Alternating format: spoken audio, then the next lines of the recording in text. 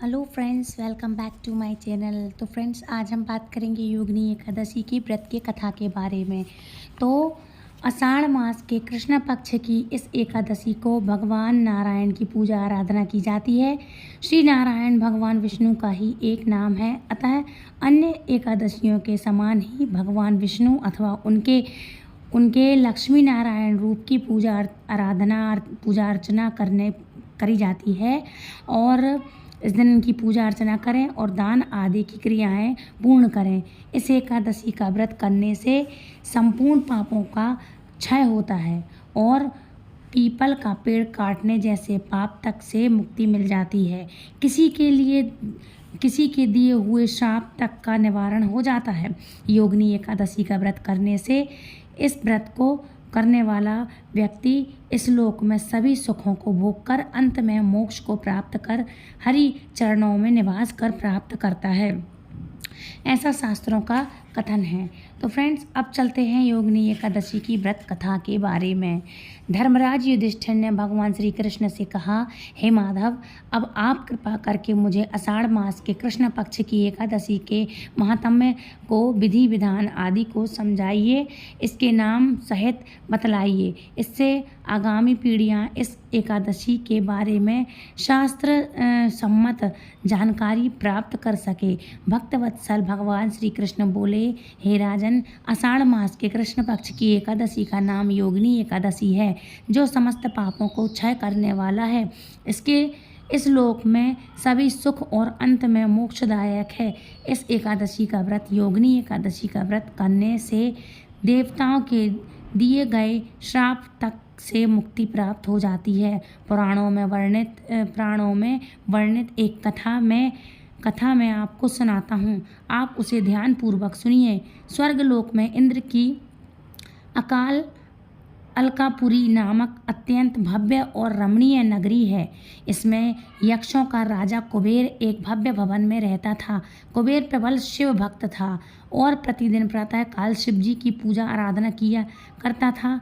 हेम नामक एक माली प्रतिदिन पूजा के लिए मानसरोवर से फूल लाकर कुबेर के यहाँ पहुँचाया करता था। हेम माली की पत्नी का नाम विशालाक्षी था। अप्सराओं के समान सुंदर, अत्यंत गुणवती और महान पतिव्रता थी। हेममाली की पत्नी विशालाक्षी हेममाली अर्धरात्रि में फूल लेने मानसरोवर जाता और सुबह वहां से फूल लाकर राजा कुबेर के यहाँ पहुंचाता। एक दिन वह मानसरोवर से पुष्प तो ले आया, परंतु कामातुर होने के कारण मार्ग में ही अपने घर रुक गया और पत्नी के साथ हास्य विनोद और रमण करने में तल्लीन हो गया। जब दोपहर तक कुबेर के पास पूजा के लिए फूल नहीं पहुँचे तो कुबेर ने अपने सैनिकों को कारण पता करने के लिए हेममाली के घर भेजा। सेवकों ने राजा कुबेर को आकर बताया कि वह पापी तो काम के वशीभूत होकर अपनी स्त्री से हास्य विनोद तथा रमण करने में लगा है। यह सुनकर कुबेर ने क्रोधित होकर हेममाली को बुला करके लाने की आज्ञा दी। हेममाली भय से कांपता हुआ कुबेर के सामने उपस्थित हुआ।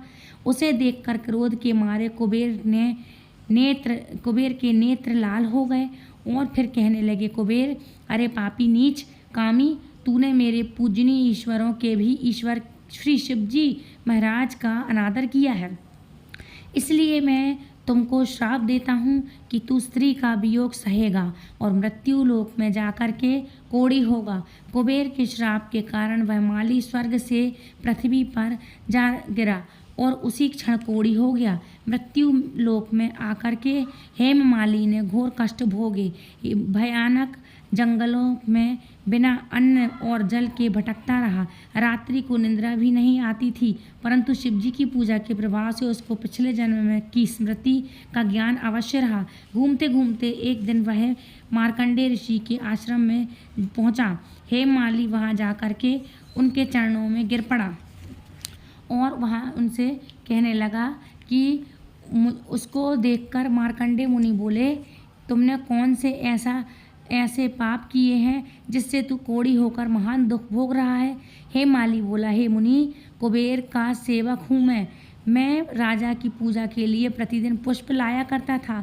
एक दिन अपनी स्त्री के साथ विहार करते करते देर हो गई और दोपहर तक पुष्प लेकर ना पहुंच सका मैं, तो उन्होंने मुझको श्राप दे दिया कि तू अपनी स्त्री का वियोग सहते हुए मृत्यु लोक में जाकर होकर बनकर दुख भोगेगा। इससे मैं कोढ़ी हो गया हूँ और महान कष्टों को भोग रहा हूँ। आप कोई ऐसा उपाय बतलाइए जिससे मेरी मुक्ति हो। हेममाली की यह व्यथा सुन करके ऋषि बोले, तूने मेरे सन्मुख सत्य वचन कहे हैं, इसलिए मैं तेरे उद्धार के लिए एक व्रत बताता हूँ। यदि तू आषाढ़ मास के कृष्ण पक्ष की योगिनी नामक एकादशी का विधि पूर्वक व्रत करेगा तो तेरे समस्त पाप नष्ट हो जाएंगे।